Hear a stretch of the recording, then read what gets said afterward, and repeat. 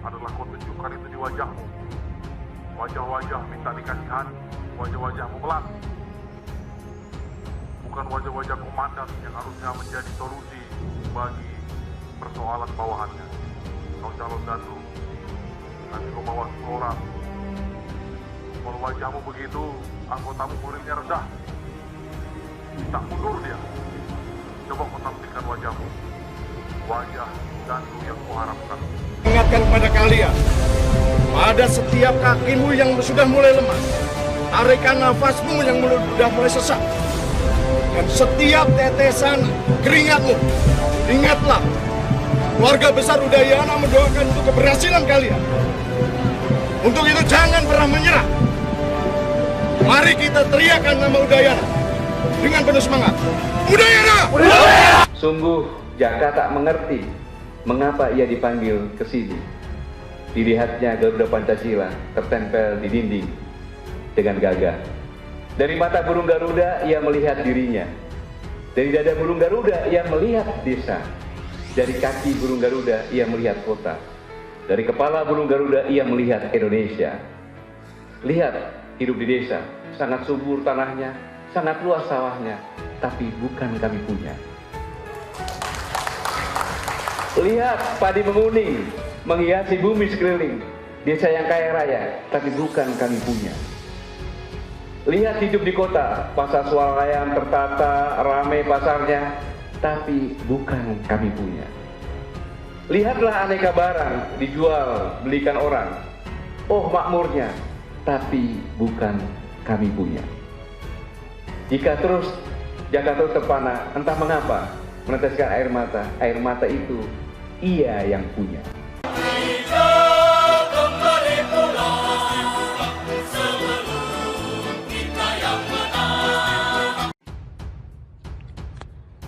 Salam Komando, maklumat TNI untuk rakyat Indonesia. Bawar Merah Indonesia kembali memberikan informasi terupdate untuk Anda. Namun sebelum lanjut untuk informasinya, jangan lupa untuk like, comment, share, dan juga subscribe. Inilah Mawar Merah Indonesia selengkapnya. Maklumat TNI untuk rakyat Indonesia. Kapuspen Mabes TNI Maijen Sisriyadi. Salam Komando. Mahasiswa bisa minta bantuan ke Kodam jika ingin didampingi saat gelar unjuk rasa. Kewenangan itu sudah bukan lagi milik Panglima TNI Marsikal Hadi Cahyanto. Kami dilatih untuk berperang, untuk melumpuhkan lawan, untuk membunuh lawan, tapi kami punya hati nurani.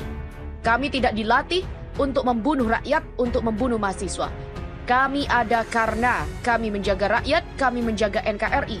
TNI adalah anak kandung rakyat, rakyat adalah ibu kandung TNI. Bravo TNI. Jazakumullahu khairan katsiran. Kepada yang terhormat Panglima TNI, Panglima Kotama, suara hati nurani seorang prajurit TNI. Dulu waktu saya kecil, saya melihat rombongan prajurit TNI baris dengan rapinya, gagah-gagah dengan menyandang senjata. Wajah seram, bagaikan singa, siap menerkam semua musuh yang ada.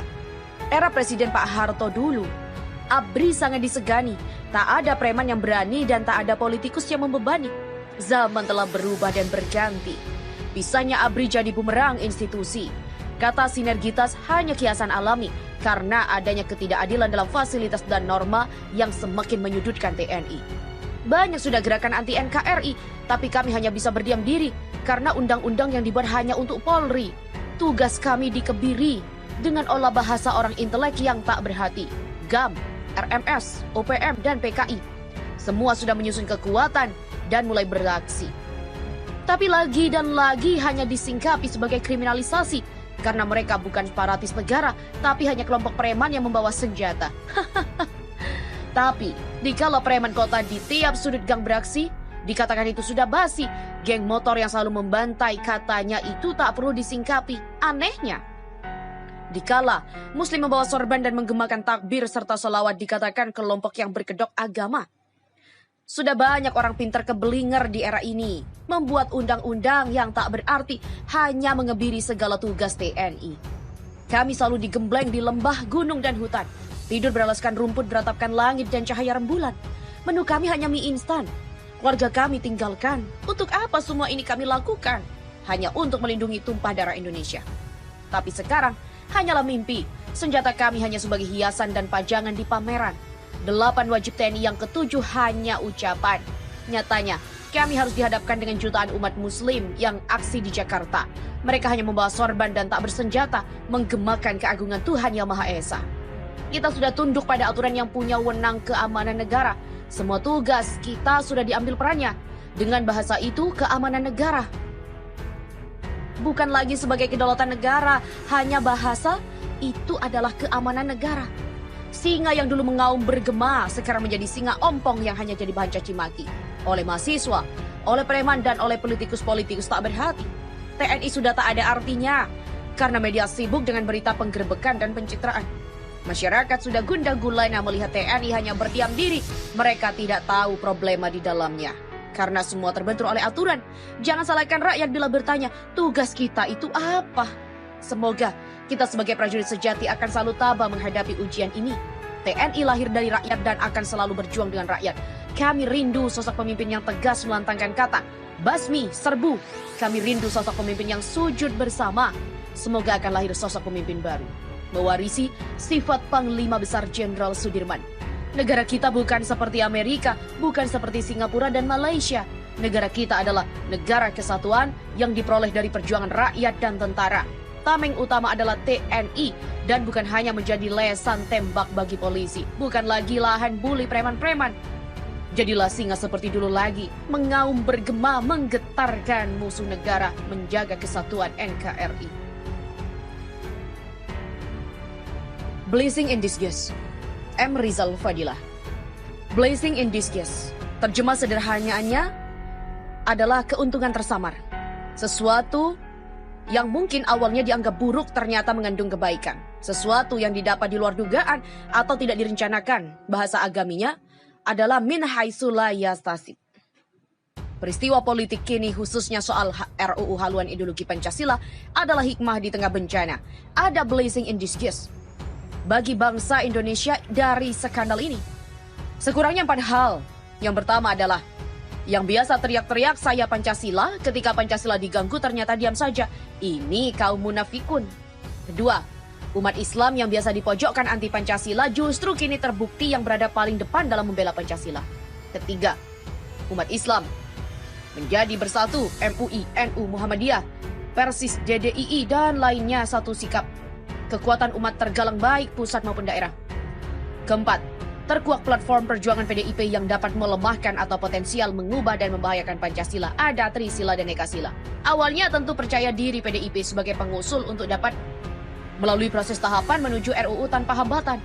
Mayoritas fraksi DPR bisa dilobi. Saat ketuk palu di paripurna yang dinilai cacat hukum pun tidak ada yang protes, mulus saja.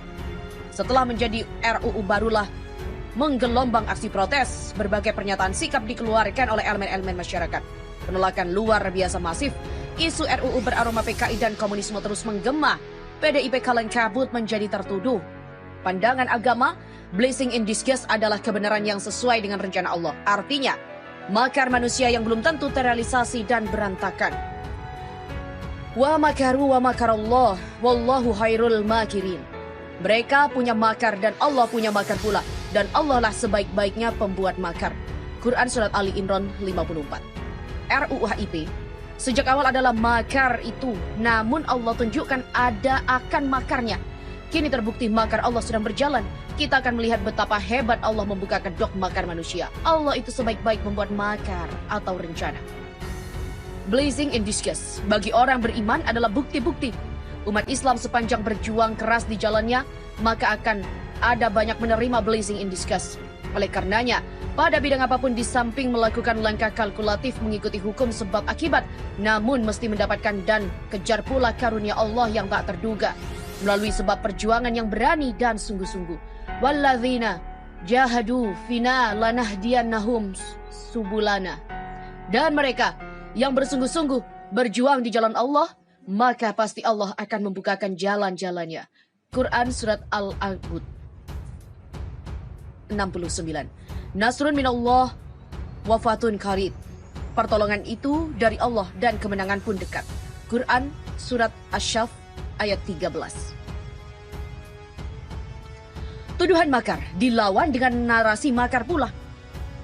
Narasi yang dilakukan oleh penguasa untuk membungkam kritis umat Islam atas upaya menolak RUU-HIP adalah dengan memainkan narasi tuduhan makar kepada umat Islam, ormas dan tokoh-tokoh Islam. Jangan sampai narasi kian berkembang dan umat Islam dibungkam. Saat ini, tokoh mereka mulai menghembuskan isu makar kepada kita. Maka umat Islam harus jeli juga memainkan narasi yang sama. Kalau kita dituduh makar, maka mari sama-sama posting di Twitter, FB, dan lainnya dengan narasi makar adalah merubah ideologi negara Pancasila dari 5 sila menjadi 3 atau 1 sila. Serukan kepada semua umat Islam tagar ini dengan memosting ramai-ramai narasi ini. Karena makar sesungguhnya adalah merubah ideologi negara. Apabila Islam dituduh radikal, maka buat narasi tandingan. Radikal sesungguhnya adalah upaya mengganti ideologi negara Pancasila dari 5 sila menjadi 3 atau 1 sila. Jika tuduhan penguasa adalah teroris, maka dilakukan narasi balasan. Teroris adalah upaya mencoba merubah ideologi Pancasila secara terang-terangan. Kita selama ini lemah di counter isu. Sekarang isunya dibalik mereka. Kepada umat Islam dengan menuduh umat Islam akan melakukan makar. Mari kita kembali gaungkan istilah makar itu adalah upaya penguasa mengganti ideologi Pancasila. Mari bergerak dan buat tagar di atas. #satukan hati untuk Indonesia.